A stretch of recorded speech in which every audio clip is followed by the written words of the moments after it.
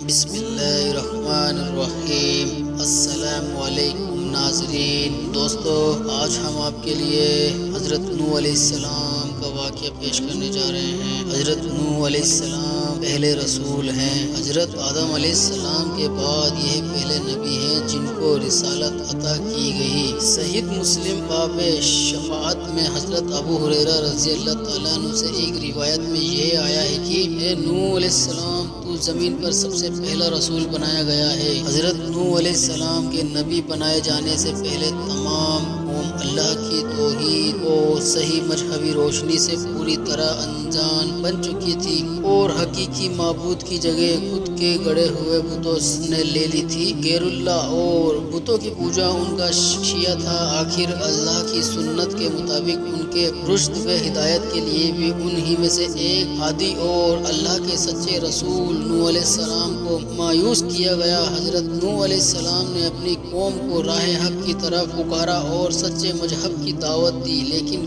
قوم نے نہ مانا اور نفرت و حقارت کے ساتھ انکار کیا۔ قوم کے امیروں اور سرداروں نے ان کو جھٹلانے اور انہوں نے جلیل کرنے کا کوئی پہلو نہ چھوڑا، اور ان کے امیروں اور سرداروں کے ماننے والوں نے انہی کی پیروی کے ثبوت میں ہر قسم کی توہین کے طریقوں کو حضرت نوح علیہ السلام پر آزمایا۔ انہوں نے اس بات پر تعجب کیا کہ جس کو نہ ہم پر دھن دولت میں برتری حاصل ہے اور نہ وہ انسانیت کے رتبے سے بلند فرشتہ ہیکل ہے، اس کو کیا حق ہے کہ وہ ہمارا پیشوا بنے اور ہم اس کے حکموں کو مانیں۔ وہ قوم کے غریب اور کمزور لوگوں کو جب حضرت نوح علیہ السلام کے پیچھے چلنے والے اور پیروی کرنے والے دیکھا تو گھمنڈ بھرے انداز میں جلیل سمجھ کر کرنے لگے، ہم ان کی طرح ہیں کہ تیرے فرمان پر چلنے لگے اور تجھ کو اپنا سردار مان لے کہ جس کی پیروی کی جائے۔ وہ سمجھتے تھے کہ کمزور اور پست لوگ نوح علیہ السلام کے اندھے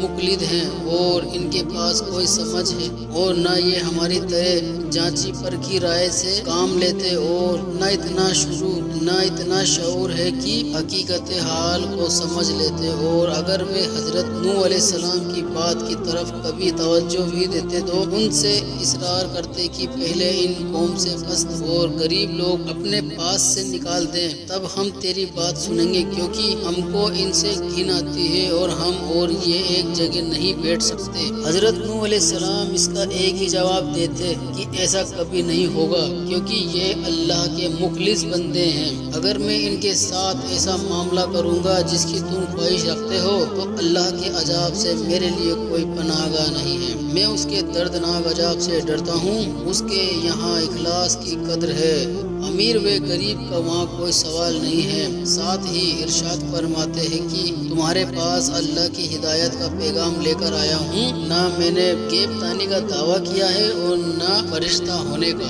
اللہ کا برگزیدہ پیغمبر اور رسول ہوں، اور دعوت ارشاد میرا مقصد ہے۔ اس کو سرمایہ دارانہ بلندی، غیب دانی یا فرشتہ ہیکل ہونے سے کیا واسطہ؟ قوم کے یہ کمزور اور غریب لوگ جو اللہ پر سچے دل سے ایمان لائے ہیں تمہاری نگاہ میں اس لیے حاقر و جلیل ہے کہ وہ تمہاری طرح دھن دولت والے نہیں ہیں، اور اس لیے تمہارے خیال میں یہ نہ خیر حاصل کر سکتے ہیں اور نہ سعادت، کیونکہ یہ دونوں چیزیں دولت و حشمت کے ساتھ ہے، نہ کہ غریبی اور اخلاص کے ساتھ۔ سو واضح رہے ہیں کہ اللہ کی سعادت و خیر کا قانون ظاہری دولت و حشمت کے تابع نہیں ہے، اور نہ اس کے یہاں سعادت اور ہدایت کا حاصل کرنا اور پانا سرمایہ کی رونق کے اثر میں ہے، بلکہ اس کے خلاف نفس کا اطمینان، اللہ کی رضا، قلب کا گنا اور نیت و عمل کے اخلاص پر موقوف ہے۔ حضرت نوح علیہ السلام نے یہ بھی بار بار تنبیہ کی کہ مجھے اپنی دعوت پہنچانے میں اور ہدایت کے راستے پر لگانے میں نہ تمہارے مال کی خواہش ہے، نہ جاہ و منصب کی۔ میں اجرت کا طلبگار بھی نہیں ہوں۔ اس خلافت کا حقیقی اجر و ثواب اللہ تعالیٰ کے ہاتھ میں ہے، اور وہی بہترین قدر کرنے والا ہے۔ بہرحال حضرت نوح علیہ السلام نے انتہائی کوشش کی کہ بدبخت قوم سمجھ جائے اور اللہ کی رحمتوں کی پناہ میں آئے، مگر قوم نے نہ مانا، اور جتنا اس اور سے حق کی تبلیغ میں जद्दोजहद हुई उसी कदर में कौम की ओर से बुग़्ज़ और दुश्मनी में सरगर्मी जाहिर की गई और तकलीफ पहुंचाने और चोट देने का तमाम तरीक़ों का इस्तेमाल किया गया। और उनके बड़ों ने आम लोगों से साफ साफ कह दिया कि तुम किसी तरह बुद, सुआग, युगुज़ और नस जैसे बुतों की पूजा को न छोड़ो।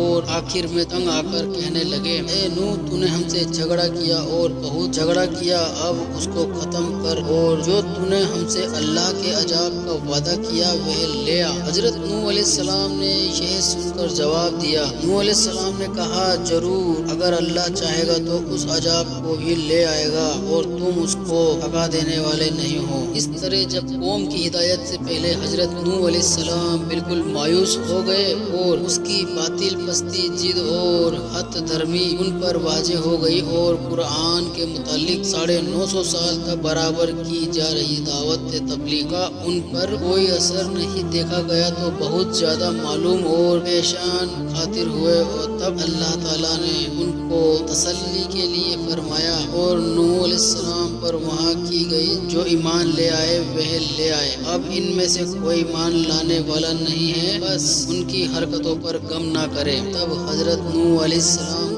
यह मालूम हो गया कि उनके हक पहुँचाने में कोताही नहीं है, बल्कि खुद न बांधने वाले की इस्तेदाद का कसूर है और उनकी सरकशी का नतीजा। तब उनके अमाल और हरकतों का असर कबूल करके अल्लाह ताला की बारगाह में यह दुआ फरमाई, ए परवरदिगार, तू काफिरों में से किसी को भी जमीन में बाकी ना छोड़। अगर तू उनको यूं ही छोड़ दिया तो ये तेरे बंदों को भी गुमराह करेंगे और उनकी नस्ल भी उन्हीं की तरह नाफरमान पैदा होगी। तो दोस्तों, आज की हदीस यहीं तक। इसका दूसरा पार्ट आपको नेक्स्ट वीडियो में मिलेगा। उसके लिए आप हमारे साथ बने रहें और हमारे वीडियो को लाइक, शेयर, कमेंट जरूर करें और हमारे चैनल को सब्सक्राइब भी करें ताकि आपको हर वीडियो आप तक पहुंच जाए। मेरा मकसद सिर्फ यही है कि दोस्तों ये हदीसें आप तक पहुँचाए जाए। दोस्तों, हदीस को आगे फैलाना सदका जारिया है। अल्लाह ताला हम सबको कहने सुनने से ज़्यादा अमल करने की तौफीक नसीब अता फरमाए।